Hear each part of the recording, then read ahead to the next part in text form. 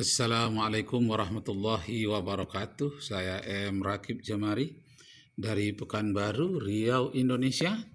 Sekarang ini saya ingin menyampaikan suatu rekaman dan kajian yang berkaitan dengan sifat 20. Nah, sifat 20 ini bukanlah membatasi sifat Allah cukup 20, tidak. Tapi strategi dengan mempelajari sifat 20 ini, hanya dengan 20 sifat saja sebetulnya sifat Allah yang positif, yang hasanah itu lebih dari miliaran. Tapi kok disebutkan 20? Ini 20 ini adalah untuk strategi melawan orang-orang ateis, orang-orang komunis, dan orang-orang yang tidak bertuhan, disebut dengan kelompok ad-dahrin. Nah, jadi sifat 20 ini bukan membatasi. Cobalah kita baca dalam buku Al-Asy'ari, kitab Ad-Duski, dan banyak kitab-kitab tauhid lainnya. Bukanlah membatasi 20 saja, akan tetapi strategi untuk memahamkan kepada murid-murid, kepada anak-anak kita, cukup dengan 20 ini saja sudah mampu membantah paham-paham ateis. Saya M. Rakib Jamari sebagai dosen ilmu perbandingan agama terhadap mahasiswa saya di Universitas Persada Bunda, Pekanbaru, Riau, Indonesia. Saya cukup mengajarkan 5 saja strategi. Dari 20 itu saya ambil 5 saja, tapi betul-betul dipahami oleh mahasiswa dan mereka akhirnya masuk Islam. Dan mereka bisa mengakui, memahami bahwa Allah Subhanahu wa Ta'ala itu benar, bahwa Allah Subhanahu wa Ta'ala itu terbukti kehadirannya, tapi bukan dibuktikan dengan mata kepala, dibuktikan dengan mata hati. Sekali lagi saya sampaikan kepada kelompok Wahabi bahwa 20 sifat yang dipelajari itu bukanlah pembatasan, tapi hanya strategi. Kalau bisa dengan 5 sifat saja diperkenalkan seperti yang saya lakukan, itu cukup. Tapi lebih lengkap lagi dengan 20. Nah, 20 sifat ini sudah bisa menjawab tantangan-tantangan dari orang-orang Yahudi, Nasrani, orang ateis, orang komunis, orang-orang yang tidak bertuhan. Kaum ad-dahriyun ini sudah bisa dijawab. Jadi dibatasi 30, kalau terlalu banyak diterangkan nanti sulit untuk menjawabnya. Jadi sebagai simple atau supaya praktis, diambil 20 saja sudah cukup untuk menjawab tantangan zaman. Bahkan semenjak dari zaman Al-Asy'ari sampai zaman sekarang itu sudah cukup. Nah, ini coba kita dengarkan apa yang disampaikan oleh Badruzzaman. Ini sebetulnya ini ungkapan-ungkapan yang keliru. Keliru. Badruzzaman keliru. Coba kita dengarkan bagaimana kekeliruannya. Nah. Wah, ini kekeliruan dari Badruzzaman. Coba kita dengarkan. Wajib punya sifat 20. Nah, bukan. Selain 20 itu mustahil dan nggak boleh. Oh, salah. Bayangkan, Pak.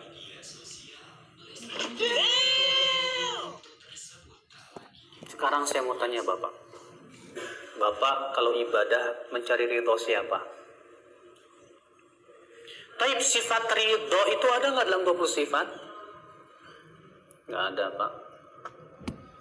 Ya, sifat ridho tidak disebutkan dalam 20 sifat. Banyak sifat-sifat yang lain lagi yang tidak disebutkan dalam sifat 20. Tadi kan sudah saya katakan bahwa sifat 20 itu supaya simple untuk menghadapi ateis dan komunis. Jadi 20 sifat saja untuk menghadapinya sudah bisa. Apalagi kalau disampaikan sampai ribuan, tapi kan waktu tidak cukup. Jadi Al-Asy'ari, Abu Hasan Al-Asy'ari, Abu Mansur Al-Maturidi menyusunnya 20 itu supaya simple, praktis, supaya mudah dipahami oleh generasi muda. Nah, ini salah itu Badruzzaman.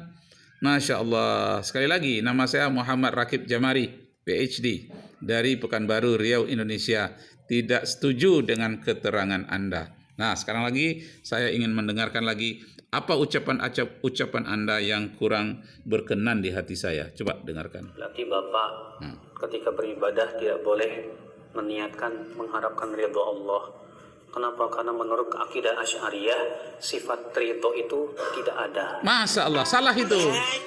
Masya Allah. Kenapa? Karena tidak ada dalam 20 sifat. Bapak takut tidak dari murka Allah? Orang-orang awam yang tidak paham, saya takut dari murka Allah.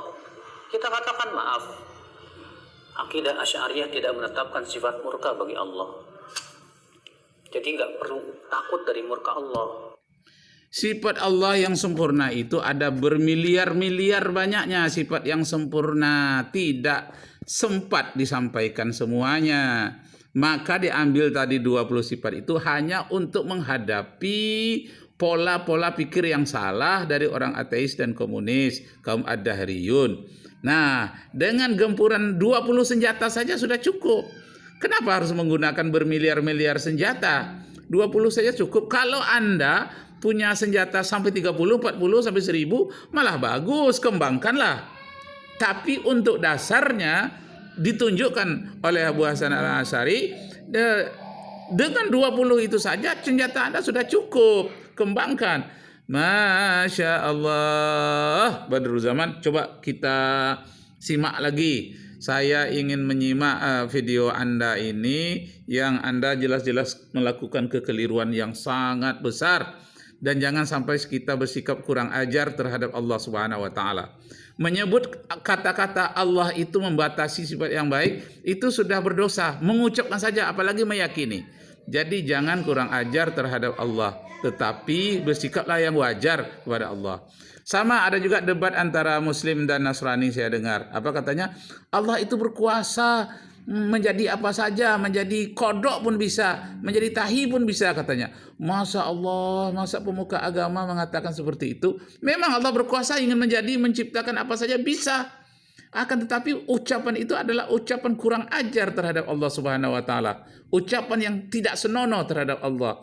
Janganlah mengucapkan kata-kata yang jelek terhadap Allah, karena Allah itu maha mulia, maha tinggi. Ucapkanlah kata-kata yang baik. Jangan pantang larang Allah, itu yang kita sebut. Jangan merendahkan martabat Allah. Jadi kalau kita sebut, ada juga yang saya dengar, itu bolehkah? Bisakah Tuhan itu menciptakan batu besar, saking besarnya berat, saking beratnya Allah Subhanahu wa taala sendiri tidak mampu mengangkatnya? Bisakah Tuhan menciptakan seperti itu? Masya Allah, jangankan meyakini ucapan seperti itu, mendengar ucapan yang seperti itu saja kita sudah berdosa. Kenapa? Itu menurunkan harga diri Allah. Itu kurang ajar terhadap Allah Subhanahu wa taala. Karena itu terhadap Allah ucapkanlah kata-kata yang baik, kata-kata yang sempurna. Jangan mengucapkan kata-kata yang tidak baik. Kita sebagai orang yang bertauhid, sebagai orang yang cinta kepada Allah, sedangkan kepada Rasulullah pun tidak boleh mengucapkan kata-kata yang rendah, apalagi kepada Allah Subhanahu wa taala. Nah, kita lanjutkan sedikit lagi. Ya, Badrul Zaman, saya ingin mendengarkan ucapan Anda. Yang benar, Pak. Karena Allah tidak punya sifat murka, nggak ada dalam 20 sifat. Bayangkan, Pak. Kenapa sifat murka itu tidak disebutkan dalam 20 sifat? Karena hal itu bisa dipikirkan belakangan. Karena sifat 20 itu meletakkan dasar-dasar untuk bisa memahamkan akidah agama ini kepada orang non-muslim, terutama ateis dan komunis. Agar mereka paham, diberikanlah ajaran yang simpel, cukup 20 saja. 20 yang wajib, 20 yang mustahil. 20 yang mustahil itu adalah ucapan yang kurang pantas terhadap Allah Subhanahu wa taala. Yang 20 yang wajib itu contoh-contoh ucapan yang pantas dimiliki, disebut dengan wajib menurut akal manusia sesuai dengan tuntunan Al-Qur'anul Karim. Dan 20 sifat itu seluruhnya dipetik dari Al-Qur'anul Karim. Umpamanya mukhalafatuhu lil hawadis. Diambil kesimpulan itu dari ayat Al-Qur'an, laisa kamitslihi syai'un fil ardi wala fis sama'. Tidak ada yang serupa dengan Allah apapun, baik yang di langit maupun di bumi. Masya Allah, Badrul Zaman. Dengarkan sedikit lagi. Jadi berapa banyak sifat harus ditolak hanya karena patokannya 20 sifat? Nah, harus dijawab ini. Itu menjadi fitnah di kalangan umat Islam.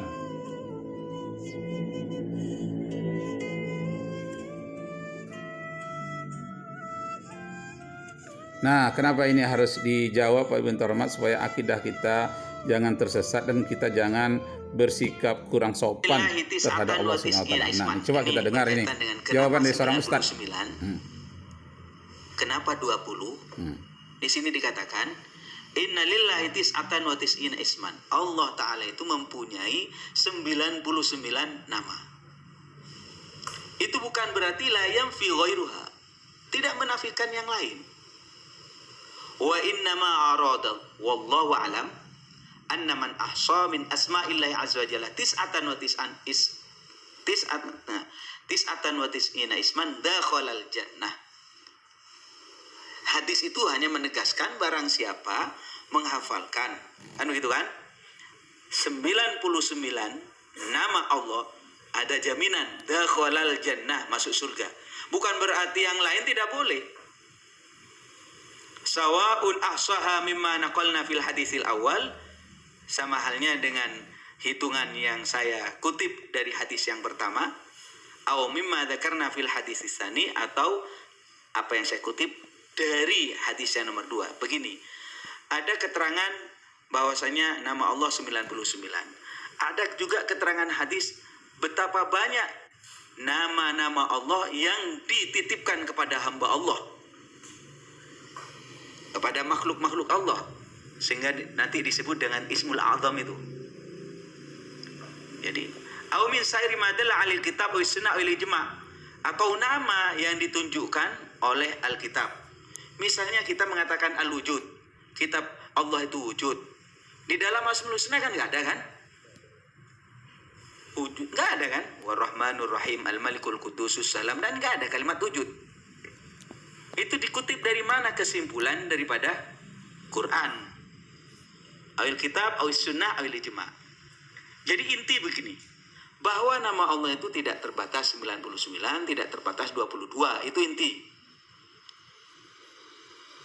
Jadi sifat Allah ya banyak, tidak terbatas. Pokoknya Allah bersifatan dengan segala kesempurnaan dan Allah dijauhkan dari segala kekurangan. Itu prinsip umum.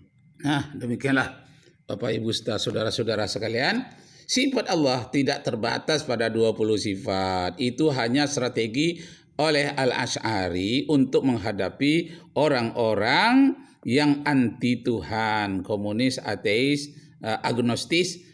Untuk berhadapan dengan mereka, dengan senjata 20 sifat ini saja sudah cukup. 20 sifat yang wajib, 20 sifat yang mustahil.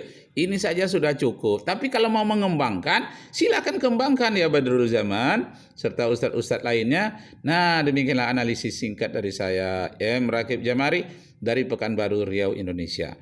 Ini maaf saja, memang saya kutip dari video Badrul Zaman, juga dari video ustadz-ustadz lainnya, untuk mencari titik temu di mana sebenarnya kekurang pahaman kita tentang sifat-sifat Allah ini, karena ini menyangkut akidah. Semoga kita nanti diwafatkan oleh Allah Subhanahu wa taala dalam keadaan berakidah yang benar.